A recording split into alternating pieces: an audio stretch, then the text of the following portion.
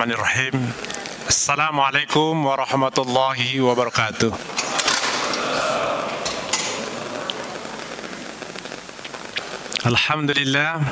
Alhamdulillahilladzi arsala rasulahu bil huda wa dinil haq liyudhhirahu ala dini kullih wa kafa billahi shahida. Asyhadu an la ilaha illallah wahdahu la syarika lah wa asyhadu anna Muhammadan abduhu wa rasuluh la nabiyya ba'da. Allahumma salli wa sallim ala Sayyidina Muhammad wa ala alihi wa sahbihi ajma'in amma ba'du. Yang saya hormati dan muliakan Ketua DKM Bapak Haji Ridwan Malawi, jajarannya, Bapak Ibu semua, semoga dirahmati Allah Subhanahu wa taala. Apa kabarnya pagi ini? Tetap semangat di bulan Ramadan. Ini waktu yang terbaik buat kita semuanya untuk memperbaiki diri. Momen terbaik untuk memperbaiki diri selama 11 bulan kita akan mencari 3 hal dalam hidup kita. Yang pertama berkait dengan harta, tahta dan harta. Anak, 3 perangkatnya pernah kita bahas. Yang kita cari bagian di bawah leher selama 11 bulan. Maunya Allah kita cari bagian kepala untuk Ramadan ini. Yang kita tahan cuma bagian 3 di bawah. Yang pertama, mohon maaf, bagian seks manusia. Walaupun istri kita halal, suami kita halal, tidak boleh berhubungan. Yang kedua, bagian perut manusia, urusan dengan hartanya. Apapun bisa masuk perut manusia. Namun Allah mengatakan jangan, tidak. Yang ketiga, bagian jantungnya. Ini 3 hal yang kita tahan selama bulan Ramadan. Dan selamat bulan itu, 11 bulan di luar itu, kita cari bagian itu saja. Pada bulan Ramadan, Allah ingin bagian kepala kita terisi semuanya. Dan bagian ini ditahan. Otomatis jika ini bertahan, Allah akan betul-betul mengangkat derajat kita semuanya. Maka kita bersyukur pada bulan Ramadan kita bisa masuk. Kemarin diulang juga 2 bulan yang lalu Bapak Ibu semuanya, kita minta kepada Allah supaya sampai ke bulan Ramadan. Allahumma barik lana fi Rajab wa Sya'ban wa balikna Ramadan. Ya Allah, tolong sampaikan aku bulan Ramadan.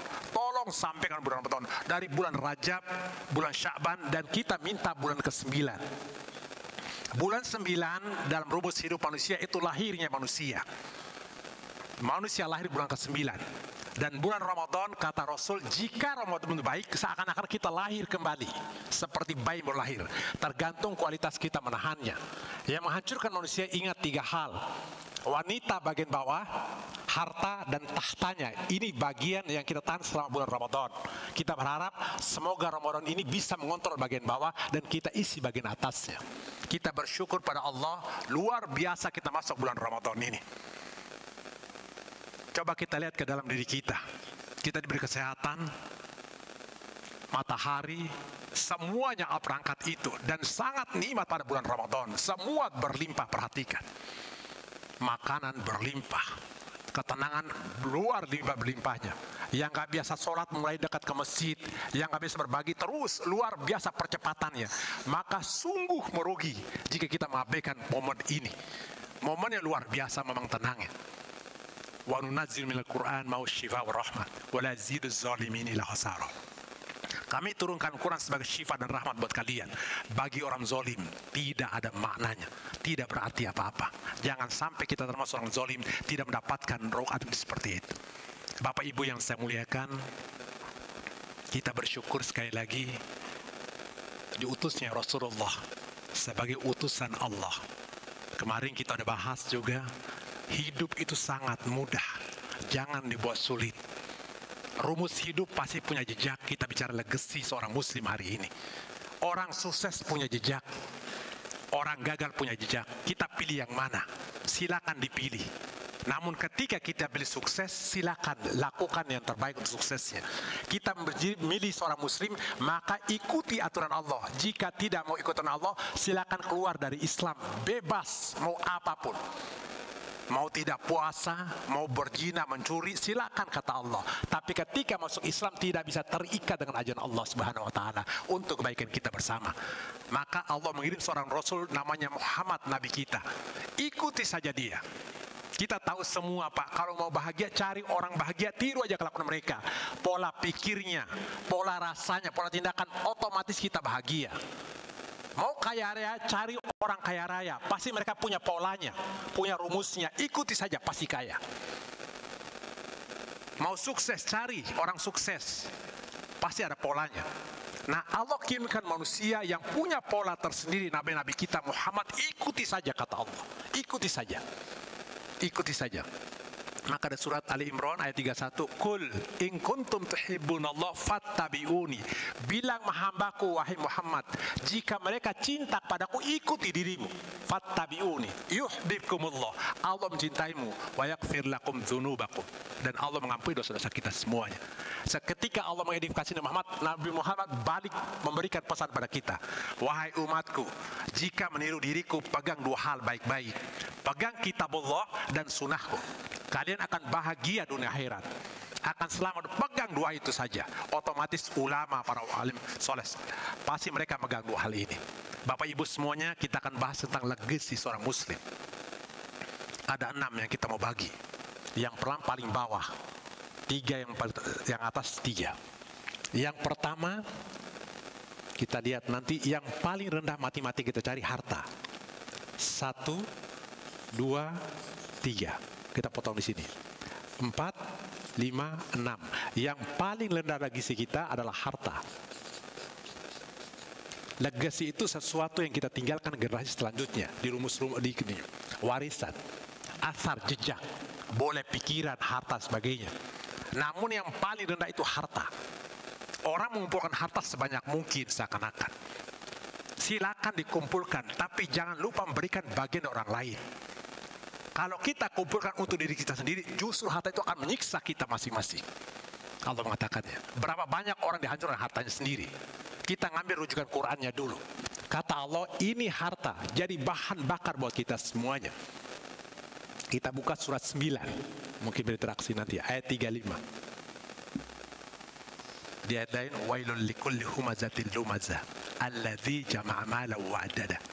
Celaka bagi pengumpat dan pencela. Kerjanya apa? Mengumpulkan harta dan hitung. Surat Al-Humazah dulu kita lihat. Sifat orang mengumpulkan harta, pencela dan pengumpat. Coba aja lihat. Sifat dasarnya kata Allah. Celaka, pengumpat dan pencela. Kerja mereka mengumpulkan harta dan menghitung-hitungnya. Orang kalau kumpulkan harta, kerjanya mencela, dan itu udah rumusnya kata Allah. Nah, kita lihat nanti. Dia menganggap hartanya mengekalkannya, kata Allah tidak.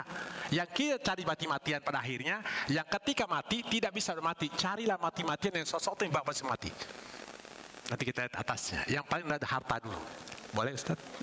Nanti satu bacakan, silakan sama-sama kita.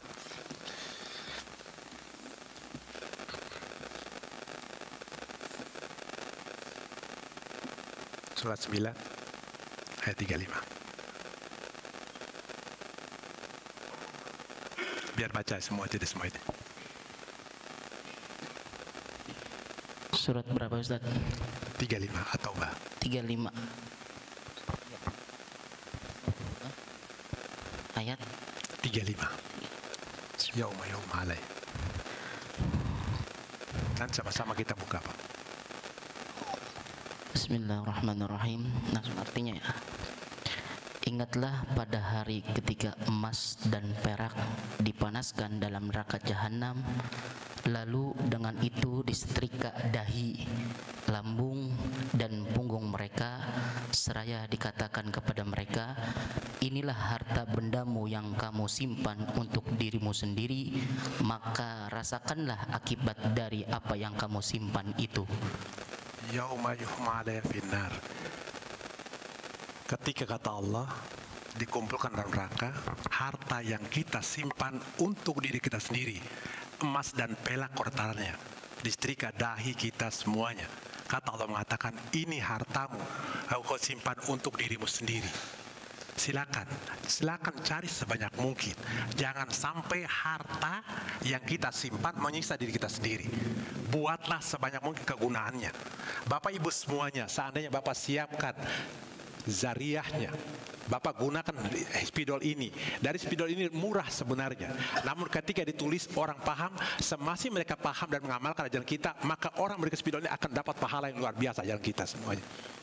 kita kasih skarpet, ketika dia berubah bisa sampai dia nangis gara sholat di situ, sampai kapan dia berubah dia akan dapatkan bagiannya. Hebat ajaran Islam. Namun sebaliknya kata Allah, ketika kita simpan harta untuk diri kita sendiri, kata Allah, harta itu akan menyiksa diri kita sendiri. Berapa banyak anak hancurkan oleh anaknya karena harta. Soal harta, kalau tidak ada kitab suci Al-Quran, tidak ada sholat, perhatikan, ketika bapaknya wafat, si anak akan mati-matian saling merebut hartanya banyak sekali.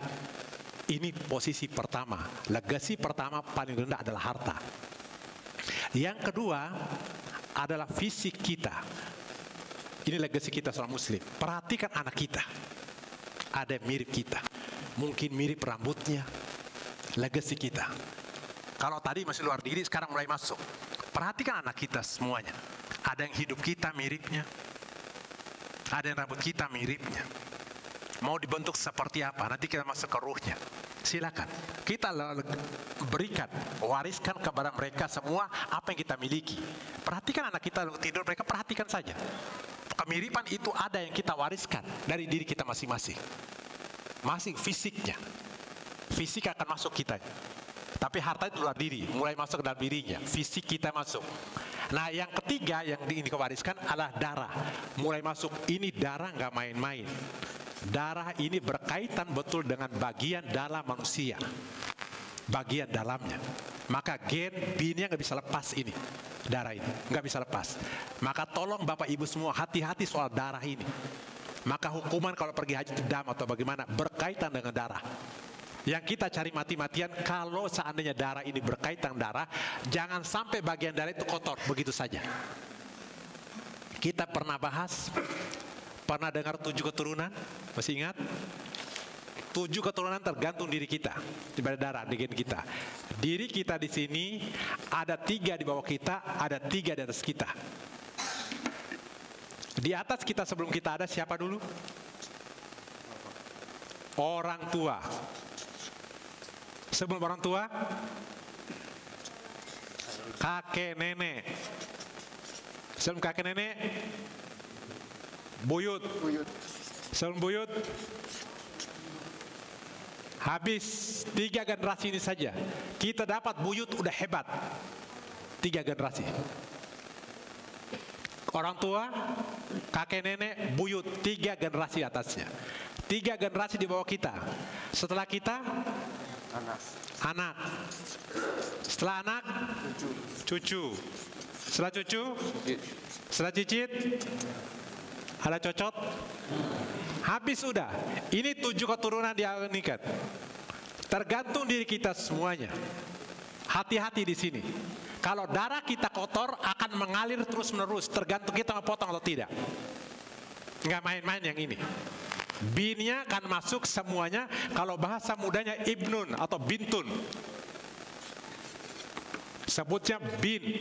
Saya punya anak nama Subhan bin Fahrudin. Fahrudin bin, terus akan nyambung. Terus akan nyambung darahnya. Terus.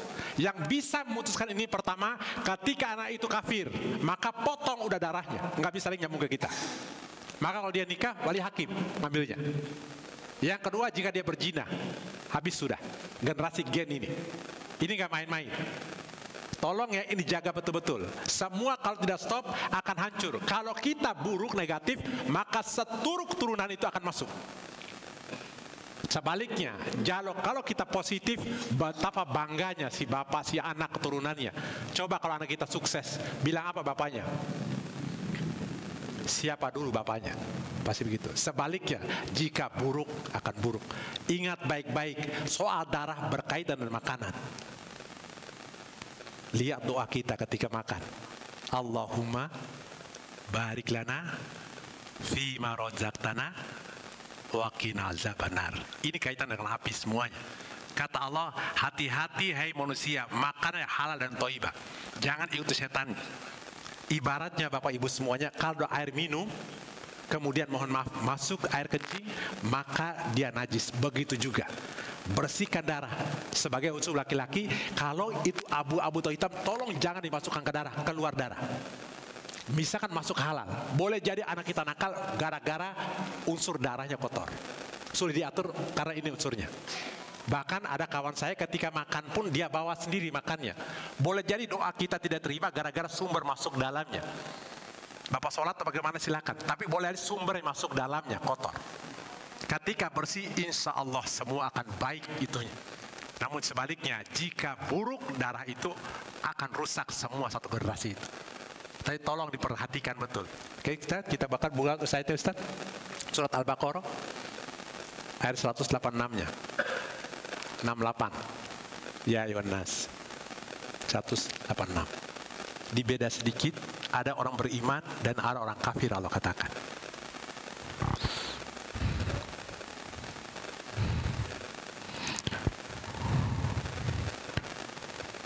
Dan apabila hamba-hambaku bertanya kepadamu Muhammad tentang aku, maka sesungguhnya aku dekat. 186-nya Ustaz, itu 186-nya. Nanti kita lihat. Yang apa? 168-nya. 168. Yang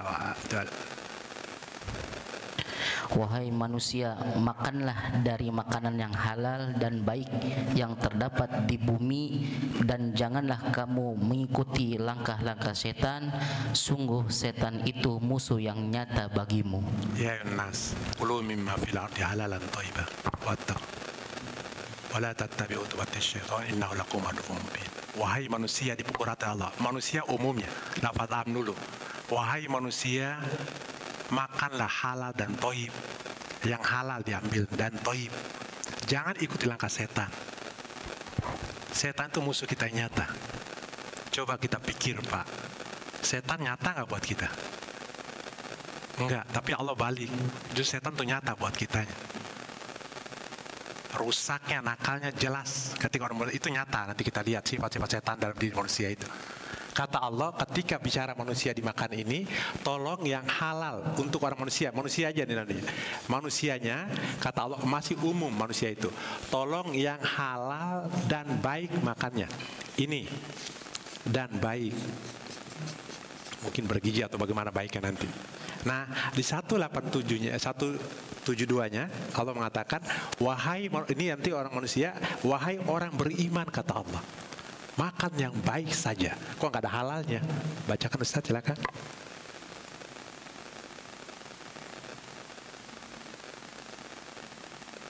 Wahai orang-orang yang beriman, makanlah dari rizki yang baik yang kami berikan kepada kamu.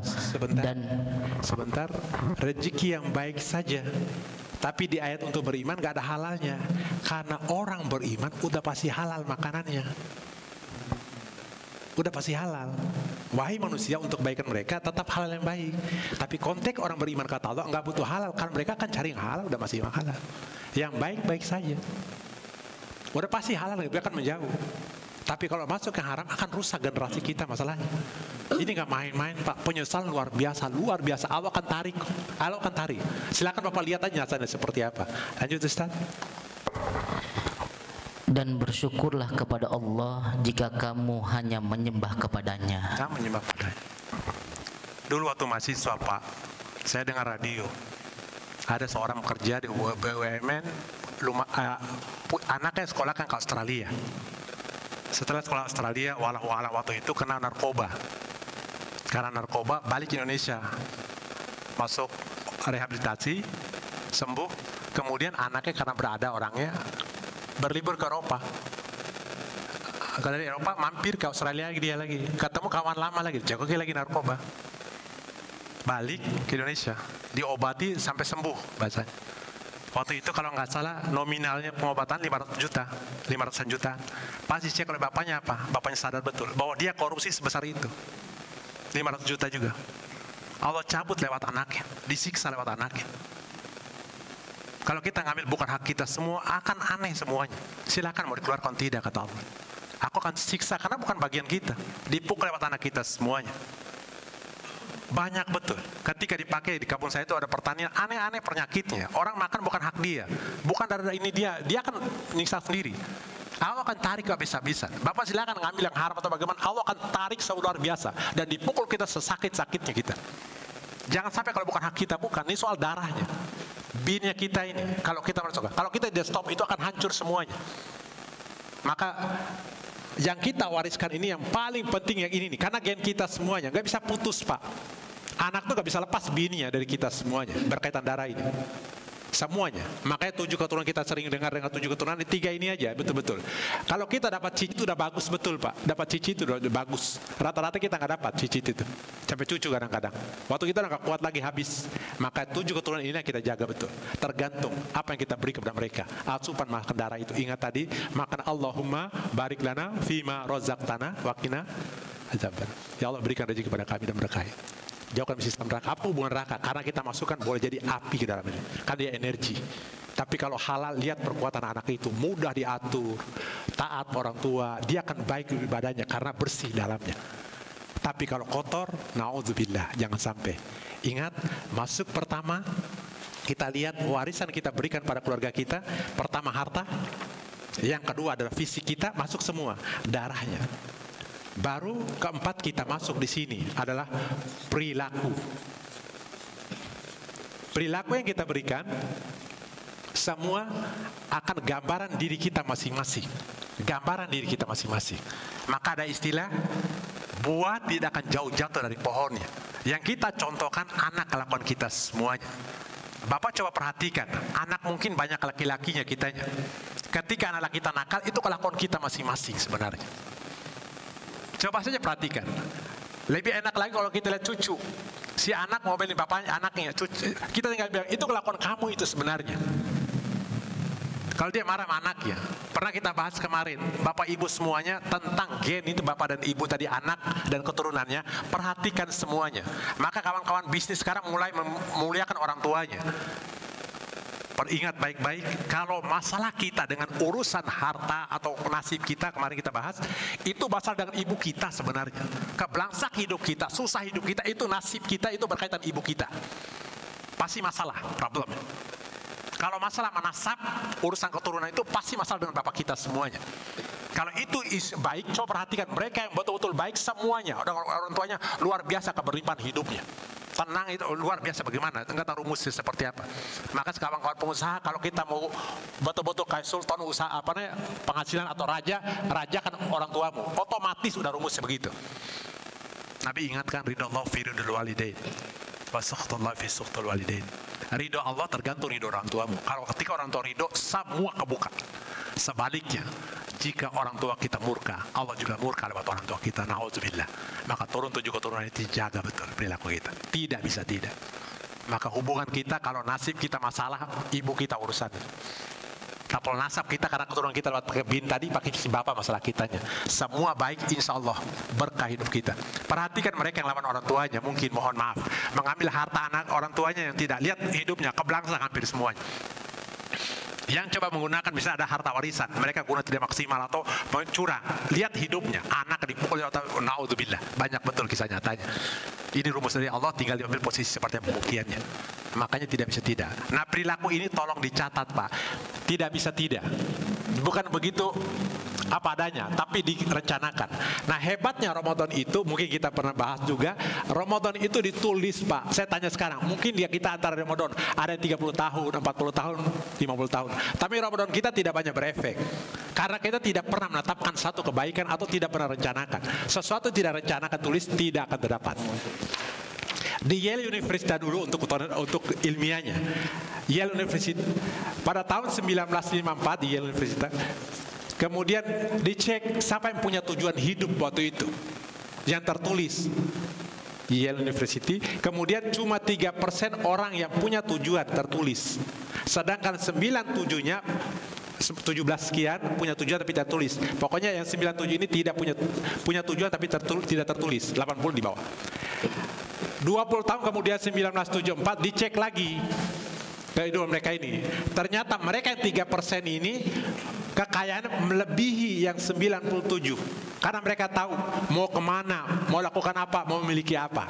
Nah, hebatnya kata Allah, tolong dicatat kadarmu. Ramadan itu memuat kita sendiri. Kadar itu kita menentukan Pak, kalau kita bahas kadar itu. Lihat, ya ayyuhalladzina, perintah Ramadan. Ya ayyuhalladzina amanu. Terus ya ladzina amanu kutiba, dari kata apa yang tubuh, tetapkan, dituliskan. Dari kata bukan, ya Allah tidak menggunakan kata wajaba. Ya ayyuhalladzina wujiba, Allah tidak menggunakan kata itu. Atau fardu, farodho. Ya ayyuhalladzina furida alaikum, tidak. Tapi Allah menggunakan yang ini nih, tuliskan satu saja kebaikan. Cukup 2 atau 3. Ramadan tahun ini contoh. Ya Allah, saya mau baca Quran 1 juz. Kunci saja. Kalau itu jadi kebiasaan, dia akan melekat pada diri kita semuanya. Kita tahu kapan kita melakukannya, kapan mau, kok jelas komitmennya. Tapi pada Ramadan semua kita lakukan, setelah itu hilang semua, nggak ada bekasnya, nggak pernah tulis. Sesuatu ditetapkan pasti tulis. Ingat Bapak Ibu semuanya, ketika perilaku kita ditulis, sesuatu yang bisa diperbaiki, dievaluasi adalah sesuatu yang bisa dibaca. Sesuatu yang bisa dibaca adalah sesuatu yang tertulis. Kalau kita tidak tertulis, kemana-mana yang kita. Tujuan kita kalau jelas enak ini.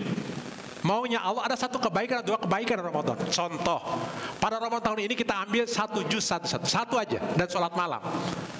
Pertama kita mulai tahan, nggak mungkin begadang. Semua teratur. Ramadan tahun ini jadi kebiasaan. Ambil besok lagi sholat duhanya. Itu 3 Ramadan berubah langit dan bumi kita, karena kita ditetapkan. Kalau tidak ditetapkan, habis semuanya. Makanya sebisa mungkin perilaku ini harus kalau bisa ditentukan, biar bisa dievaluasi. Apa mau kita evaluasi? Sekarang saya tanya, Ramadan tahun lalu bagaimana kita mengevaluasinya? Sekarang Ramadan tahun ini apa yang dievaluasi? Semua kita melakukan, semua sodako. Coba ditetapkan walaupun 1000, 2000. Tapi ketika komitmen istiqomah jadi kebiasaan. Coba deh Pak, keluarga kita semua mengapain? Kalau tentukan insya Allah. Jadi terarah kitanya. Jadi terus meningkat.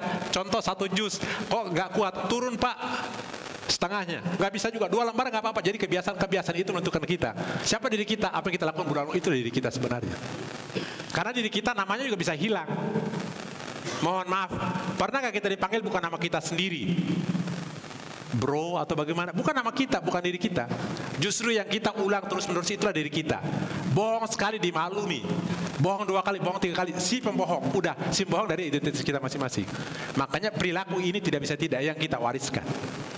Inilah sebenarnya yang kalau kita wariskan legasinya. Ingat, yang pertama harta di luar diri, yang kedua fisik kita masukkan anak, kemudian darah kita masukkan wariskan juga, perilaku kita juga sama. Anak meniru kelakuan kita semuanya. Atau mau stop silakan di situ. Ini bisa orang beriman dan orang kafir. Bapak Ibu semuanya, perilaku ini ketika dia muslim, dia kaitkan pada Allah. Banyak orang berperilaku yang hebat juga tapi non muslim. Darah juga bisa non muslim, bisa muslim.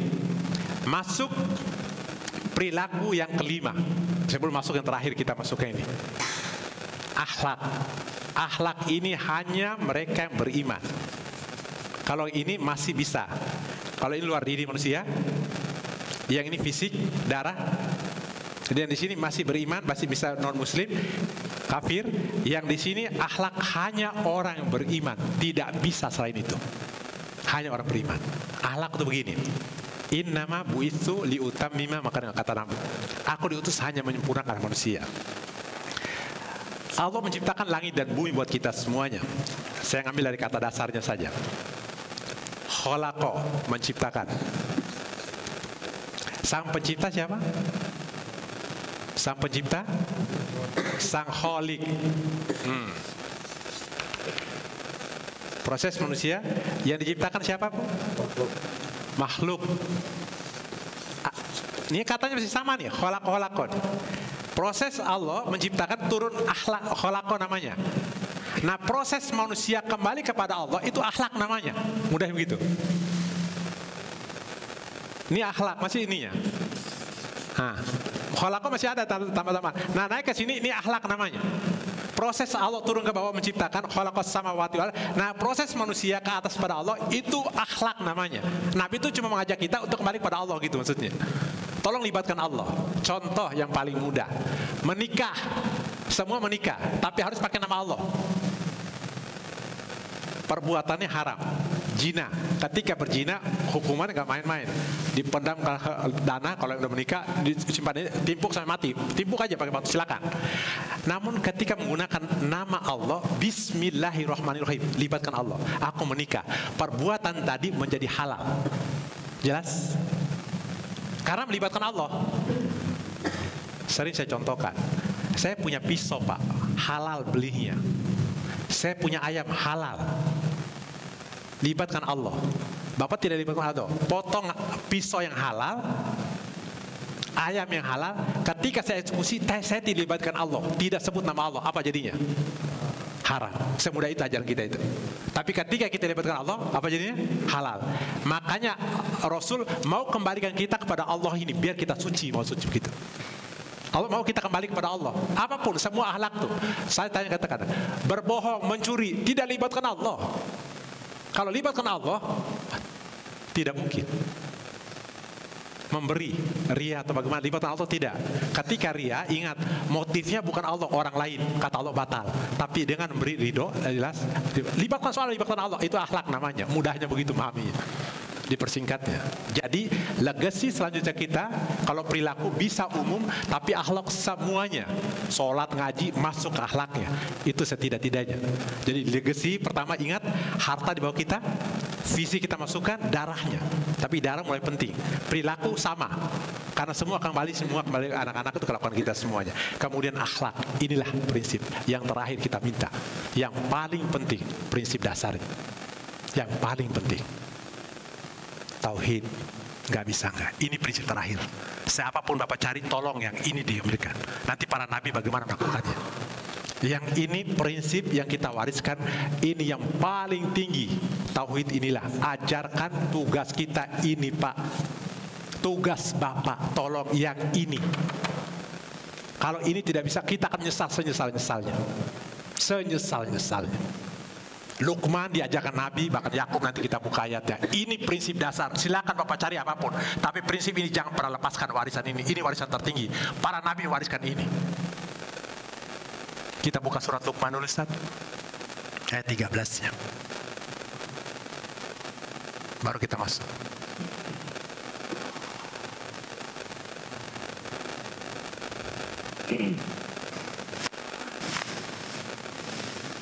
Ayat 13 Ustaz. Dan ingatlah ketika Luqman berkata kepada anaknya ketika dia memberi pelajaran kepadanya, wahai anakku, janganlah engkau menyekutukan Allah. Sesungguhnya mempersekutukan Allah adalah benar-benar kezaliman yang besar. Wa idz qala Luqman li ibnihi wa huwa ya'idhu ya bunayya la tusyrik billah inna syirka la dzulmun adzim. Ketika Luqman berkata pada anaknya, dan dia beri pelajaran. Luqman itu Pak bukan nabi, manusia biasa. Ada mengatakan pandai besi macam-macam, tapi bukan nabi, manusia bisa, manusia biasa. Tapi bapak ideal, bapak idola betul-betul bapak. Ketika dia katakan pada anak dan dia beri pelajaran, apa kata-katanya? Wahai anakku, jangan pernah mensyirikkan Allah. Inna syirka la dzulmun adzim. Syirik itu zalim besar. Otomatis bagaimana anak kita mau tahu syirik atau tidak kalau si bapak tidak mengajarkannya? Anak tidak akan tahu tauhid dan syirik kalau tidak diajarkan oleh bapaknya. Bapaknya tugas, bapaklah yang mengajarkan. Itu bukan tugas orang lain. Akhirnya kita berangkat tangan seakan-akan berdalih, saya tidak punya waktu, tidak punya ilmunya, dibayar orang lain namanya guru. Tolong ajarkan anak saya. Dibayarlah uangnya berapa, deal kitanya. Tolong diajarkan tauhid, kata tidak. Wajibanmu kata Allah. Aku minta pertanggungjawaban karena bini aku minta dirimu. Hadiah tertinggi. Bukan orang lain Pak. Silakan sekolah ngajarkan, tapi tanggung jawab bapak akan diminta. Karena bapak kalau nikah, bininya darah bapak semuanya. Bukan orang lain. Tanggung jawab mengajarkan tauhid, tanggung jawab kita sebagai bapak. Nggak bisa nggak. Semuanya, tanggung jawab kita, nggak main-main. Makanya bagaimana si anak mau tahu tauhid atau tidak kalau si bapak tidak pernah ngajarkannya? Setidak-tidaknya jangan pernah lepaskan ini. Hal sepele misalnya, ketika anak kita berrezeki semua dari Allah, lipatkan Allah semuanya. Kalau kita kesehatan terus kaitkan dengan Allah semuanya. Tauhid seperti itu. Bahkan Yakub terakhir kata Allah, in Luqman. Contoh Yakub bagaimana ketika mau wafat, kumpulkan anak semua. Wahai anak, kumpul semua katanya. Bukan surah 2 Al-Baqarah 133. Kumpul wahai anakku, aku mau bertanya kepada kalian semua. Jejak aku berikan terakhir ini ketika dia mau wafat. Am kuntum syuhada idza hadara Yaqub al-maut. Apa kau tidak menjadi saksi kata Allah? Perhatikan bagaimana ketika Yakub mau mati kata, mau wafat. Apa katanya? Boleh Ustaz? Ayat 35 Ustaz. 133. 135. 133 Al-Baqarah. sebisa mungkin Pak, tauhid habis sudah. Kalau udah wafat, cuma itu kita wariskan. Dan mereka berkata, Al-Baqarah. Jadilah kamu penganut Yahudi dan Nasrani. Al-Baqarah 133-nya Ustaz. 133, maaf Ustaz.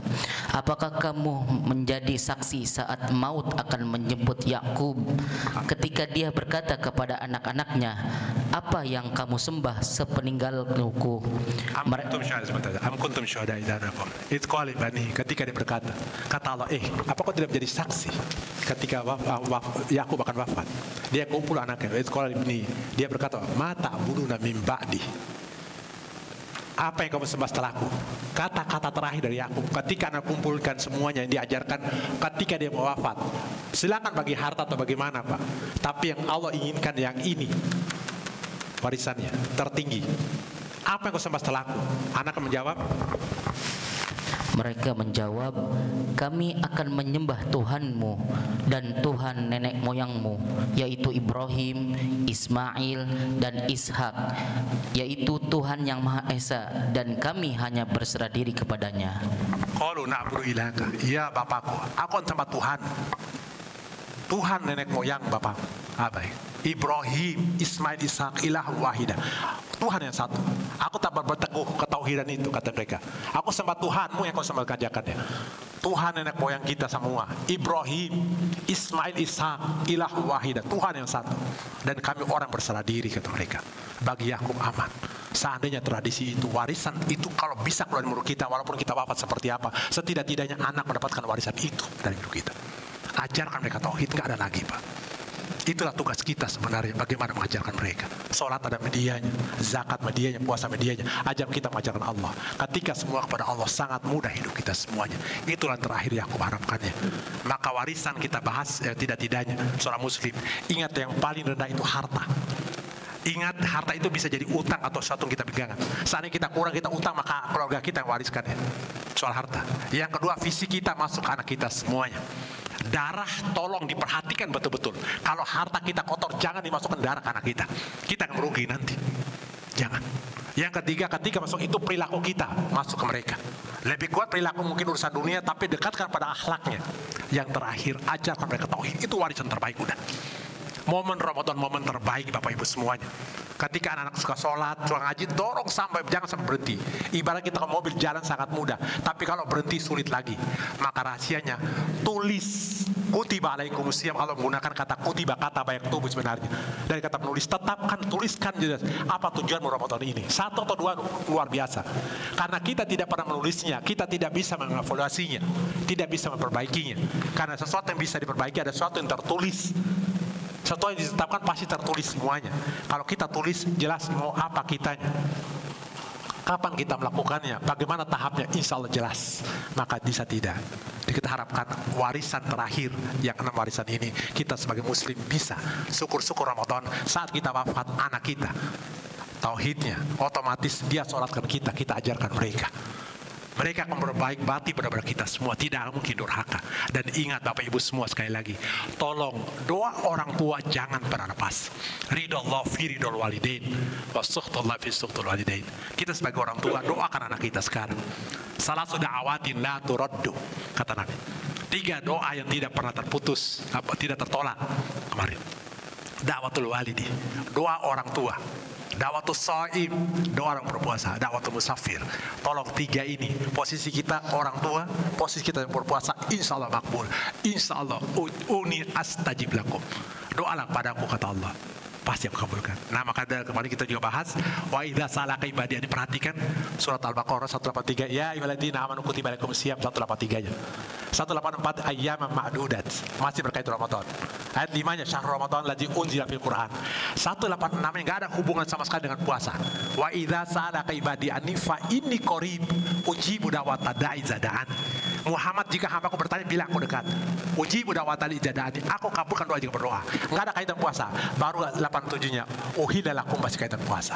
Sekali lagi, warisan ini terus kita doakan, semoga anak kita menjadi anak soleh-soleh yang betul wariskan tauhid bahwa tidak Tuhan selain Allah. Baik, itu saja. Mungkin ada tambahan atau pertanyaan, silakan karena masyhur. Assalamualaikum warahmatullahi wabarakatuh. Assalamualaikum warahmatullahi wabarakatuh. Waalaikumsalam warahmatullahi wabarakatuh. Berkaitan dengan surat Al-Baqarah 186, Ustaz. Iya. Apabila hamba-hamba aku bertanya kepadamu tentang aku, maka jawablah bahwasanya aku adalah dekat. Aku mengabulkan permohonan orang yang berdoa apabila ia mohon kepadaku. Maka hendaklah mereka memenuhi segala perintahku. Jadi kalau kita berdoa terus, apakah hanya yang dihasilkannya di dunia saja atau dengan di akhirat dua-duanya atau dunia saja? Tapi kadang-kadang dunianya doa-doa tadi belum tercapai. Gimana tuh, Ustaz? Baik, saya pakai Quran ya. Bukan surat Al-Baqarah 201. Ada orang minta dunia aja, Pak. Jangan, kata Allah. Kalau bisa dua-duanya. 200. 201, Ustaz. Robbana atina. Kita lihat ya, Pak. Dan di antara mereka ada yang berdoa, ya Tuhan kami, berilah kami kebaikan di dunia dan kebaikan di akhirat. Oke, itu 21-nya. Yang 20-nya itu, Ustaz. 200-nya di atasnya. Di atasnya. Ada yang minta dunia itu aja.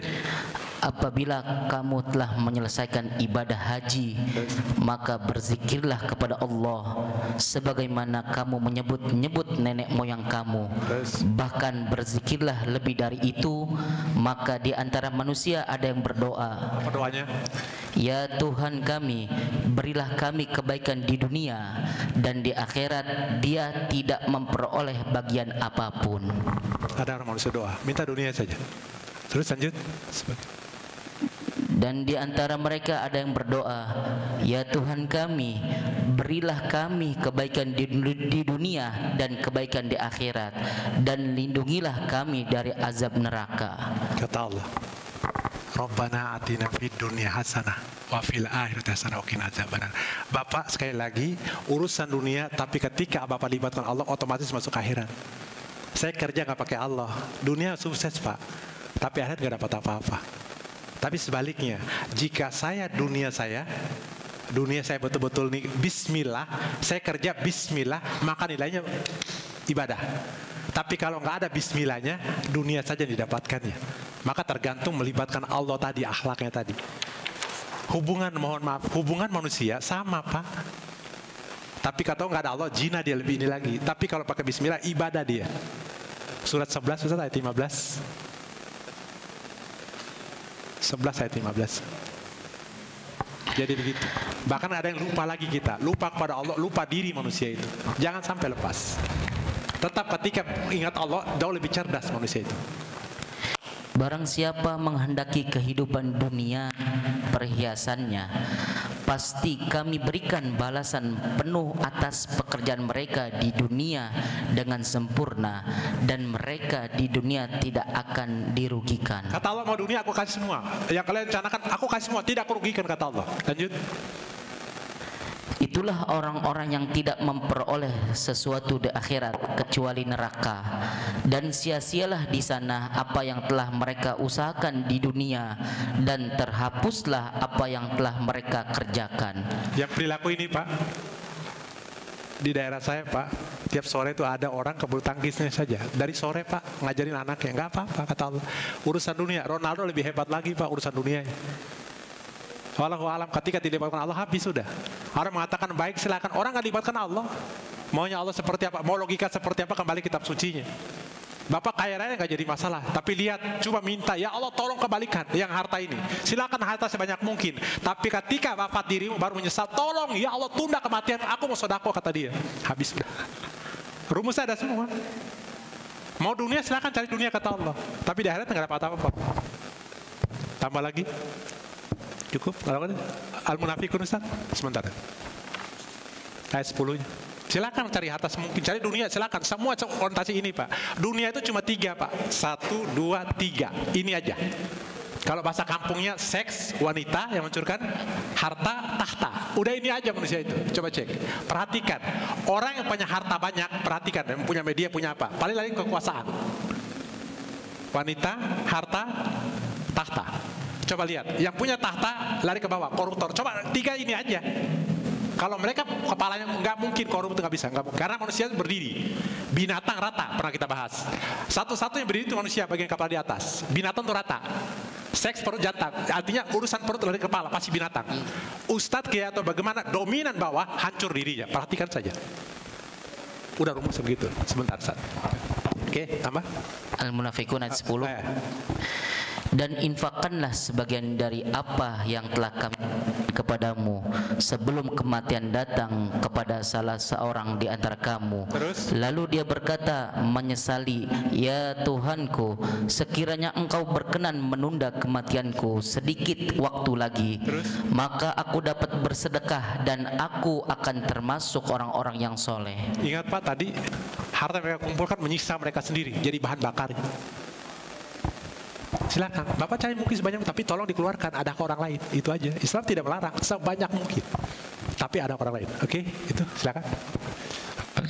Assalamualaikum Ustadz, izin tanya terkait pentingnya ketauhidan, dan ini korelasinya dengan orang tua, terutama bapak, untuk menjaga halal lagi baik. Tetapi yang ingin saya tanyakan, fenomena ini Ustadz, Abu Jahal itu kan tokoh pembenci atau musuh Rasulullah, tapi anaknya soleh ya, Ikrimah. Terus kemudian Abu Lahab itu juga punya anak Duroh. Duroh binti Abu Lahab itu solehah. Serta tokoh munafikun Abdullah bin Ubay itu juga anaknya seorang yang soleh. Sementara misalnya Nabi Nuh seorang nabi, tetapi anaknya kenapa durhaka Kan'an? Itu gimana Ustadz menjawab fenomena seperti itu? Itu nanti masuk ke aliran sama-sama Jabari Qadariyah. Tidak bisa kita pasrah satu keturunan, tidak. Tapi ada qadarnya ria, ada hak kita juga. Seakan-akan kalau seakan turun seperti itu, bayang ininya. Itu fenomenanya. Allah gambarkan betul di Quran. Pernah kita bahas juga. Contoh, ada keluarga yang istrinya harus kan sebaik-baik. Tapi kan Nabi ini kan luar biasa sebenarnya. Kok bisa ya istrinya melawan dirinya? Fenomena itu ada di diri kita semuanya. Udah ada contohnya. Ketika istri kita melawan, contohlah bagaimana Nuhnya diambilnya posisinya. Jadi semua miniatur Quran itu ada semua contohnya. Atau kita ngambil seperti apa? Contoh Abu Jahal, dia betul-betul jahat di atasnya, bisa jadi baik anaknya karena beri petunjuk ke Allahnya. Nabi Muhammad kurang apa kepada pamannya? Tolong dia bantu agamaku, tolong ya Allah. Nggak bisa Nabi, aku yang beri petunjuk katanya. Harusnya kan bisa Nabi itu. Kurang apa? Nabi mengatakan tolong kasih. Engkau tidak bisa bertunjuk, aku yang beri petunjuk Muhammad. Baik kalau begitu. Itu kasusnya sama, kita maksa orang lain. Tetap fenomena itu ada, semua peristiwa itu dikerang oleh Quran. Tinggal kita bercermin dengan Quran, mau ambil atau tidak, seperti itu. Nah, kita ngambil positifnya. Contoh kita ngambil. Ada Nuh. Nuh ini kan luar biasa Nabi. Lut juga. Tapi kok istrinya buruk ya? Sebaliknya yang pernah kita bahas. Ada Fir'aun. Pura bengis bagaimana Fir'aun? Istrinya baik. Nah, ada juga Ibrahim. Ada juga Abu Jahal, dua-duanya tuh, Abu Lahab dua-duanya. Kata Allah, itu kan contohnya. Kamu milih yang mana? Posisi saya misalnya, saya alim, istri saya berarti keluargamu Nuh. Posisimu kalau bisa Nuh, lompat ke Ibrahimnya. Kalau bisa, maksudnya gitu. Ada idealnya, tapi Allah menggambarkan ini fenomena semuanya. Antum lihat apapun ada rumus di Quran itu, tapi dia terbaik. Makanya kalau kita ngambil, baik itu kan banyak sisinya. Tapi satu benarnya. Antum ngambil yang mana ini? Contoh saya ngambil. Tapi terminologinya nanti ininya.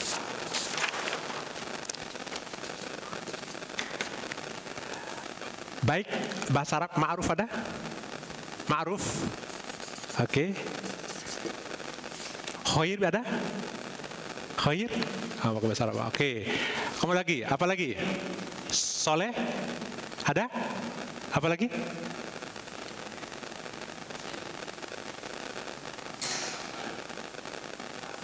Hasan berarti Rabbana atina fid dunya hasanah. Soleh, terus apa lagi?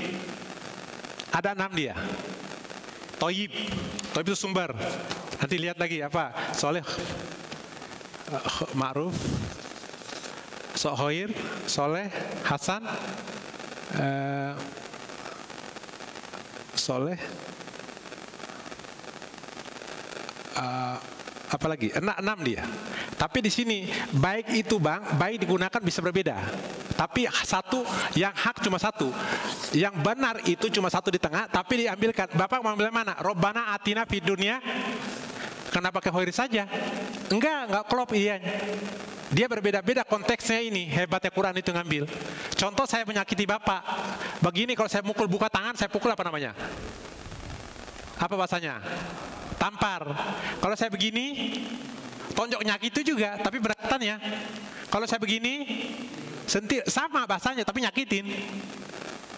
Itu gunakan pendekatan kayaknya Quran itu. Semakin kita ininya. Nah kembali ke antum tadi, fenomena ini Al-Quran ngambil. Silakan bercermin, kamu ngambil yang mana kata Allah. Contoh, ngapain Allah kalau menciptakan babi? Boleh nggak usah ciptakan aja kalau haram kita nggak bisa makan, ngapain? Enggak, kata Allah harus ada contohnya. Untuk tahu baik ada yang buruk, kalau nggak bisa ikut maksudnya. Coba Allah menciptakan babi, buat apa coba bahasanya? Haram, gak bisa dimakan, najis buat kita semuanya, nggak ada aja. Atau nggak orang kafir? Enggak, kata Allah. Aku harus buat contoh dua-duanya, analoginya nanti. Nah perkembangan pemikiran itu akan menguatkan semuanya. Nah betul antum tanya tadi fenomena mana yang fenomenanya? Tapi ada fenomenanya. Boleh jadi posisi saya, boleh jadi Firaunnya, boleh jadi Nuh. Tapi kalau bisa idealnya Ibrahim ya. Jadi gennya bisa berubah. Ada yang dari sananya ada. Kalau kita pasrah seakan-akan Bapak tidak. Islam tidak memiliki keturunan. Dosa keturunan tidak ada di Islam. Yang berubah kalau dia berdosa dia dosa. Bukan dari keturunannya. Seperti itu. Oke? Baik, karena lewat. Baik, itu saja mungkin ya. Doa. Bapak Ibu saya ingatkan lagi, tolong warisan terbaik kita berangkat tauhidnya sebenar mungkin. Ingat yang pertama paling rendah itu fisik, yang kedua harta, fisik, kemudian darah, perilaku, akhlak, perilaku masih akhlak, kemudian tauhidnya. Tauhidnya kalau bisa digenjot, bisa mungkin anak itu. Dengan harapan ketika kita wafat seperti Yakub mengatakan, aku sembah Tuhanmu, Tuhan Ibrahim, Ismail dan Ishak. Itu saja. Semoga keluarga kita menjadi keluarga sakinah wa rahmah. Kita bisa mewariskan tauhid seperti diajarkan Nabi Yakub dan Luqman. Syukur Nabi Muhammad SAW kalau mau dibuka. Kita minta pada Allah semoga kita dalam keimanan, ketakwaan, dan semoga Ramadan kita menjadi Ramadan terbaik semuanya. Bapak Ibu saya ingin garis bawahi, tolong ditentukan 1 atau 2 kebaikan di Ramadan ini biar kita evaluasi dan 2 tahun ke depan bisa kita tambah lagi. Mari kita doa. Ala hadiniya waalaikumsalam. Al-Fatihah. A'udzubillahi minasyaitonir rajim. Bismillahirrahmanirrahim. Alhamdulillahirabbil alamin arrahmanir rahim maliki yaumiddin. Iyyaka nasta'in ihdinas siratal mustaqim siratal ladzina an'amta 'alaihim ghairil maghdubi 'alaihim waladdallin. آمين آمين اللهم صل على سيدنا محمد وعلى سيدنا محمد يا زلزال الله تعالى كل الصحابة الرسول أجمعين الحمد لله رب العالمين حمد يفي ما يكافي مزيدا يا ربنا لك الحمد كما ينبغي لوجهك وعظيم سلطانك اللهم ربنا تقبل منا صلاتنا وصيامنا وركوعنا وسجودنا وقعودنا وتضرعنا وتوسلنا وتبذل الأمين ربنا ظلمنا أنفسنا وإن لم تغفر لنا وترحمنا من الخاسرين ربي هب لي من الصالحين ربي هب لي من الصالحين ربي هب لي من الصالحين ربي اجعل من الصلاة min zurriyati rabbana wa taqabbal doa. Ya Allah, kami kumpul di sini mengkaji ayat-Mu ya Allah. Ya Allah, berikan rahmat dan kasih-Mu ya Allah. Jadikan kuat sifat buat kami semua ya Allah. Semoga Ramadan tahun ini menjadi Ramadan baik buat kami semua ya Allah. Kami dapat mewariskan tauhid kepada anak kami ya Allah. Kami berikan contoh terbaik akhlak pada mereka ya Allah. Ya Allah, jadikan keluarga kami keluarga sakinah dan rahmah ya Allah. Keluarga yang baca Quran, mengamalkan Quran ya Allah. Keluarga yang selalu mendirikan sholat di waktu dan berjamaah ya Allah. Keluarga yang suka berzakat, infak, sedekah ya Allah. Ya Allah, kami sadar ya Allah bahwa kami berada di dunia ini berkat orang tua kami ya Allah. Kami berbuat baik berkat mereka ya Allah. Kami mohon jika orang tua kami telah mendahului kami ya Allah, ampuni dosa-dosa mereka ya Allah. Lebarkan kuburnya ya Allah, tenang kuburnya ya Allah, tempatnya di surga-Mu ya Allah. Ya Allah, jika orang tua kami sakit ya Allah, sehatkan mereka ya Allah. Semoga sakit menjadi penggugur dosa-dosa mereka ya Allah. Jika orang tua kami sehat ya Allah, kuatkan mereka ya untuk beribadah padamu ya Allah. Ya Allah, jadikan kami orang tua teladan untuk anak kami ya Allah. Jadikan anak kami anak soleh-soleh ya Allah. Mudahkan urusan kami ya Allah. Mudahkan saat kami wafat ya Allah. Wafatkan kami dalam keadaan husnul khotimah ya Allah. Rabbana atina fid dunya hasanah wa fil akhirati wa qina azabannar. Subhana rabbika rabbil izzati amma yasifun. Wassalamun ala mursalin walhamdulillahi rabbil alamin. Bapak Ibu, itu sekian berikan terbaik. Mari kita tutup majelis ini dengan baca hamdalah. Alhamdulillahi rabbil alamin. Wassalamualaikum warahmatullahi wabarakatuh.